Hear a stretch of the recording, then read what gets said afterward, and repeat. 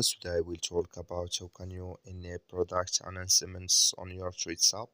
We'll go to figure out the solution or know how you can do that on your app. So you just follow these ways, then it's going to work with you. All you have to do, just go down, clicking this sign down here. So then it's going to take you to your profile. It's going to show for you like this here. Then you go above this sign, click on it. So then it's going to take you to this is going to show for you like this here.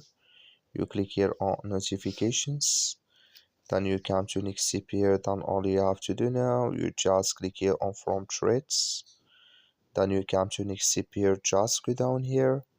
So then you come here to product announcements, click here on like you see here, this color show for us on that's mean product announcements enable with us now.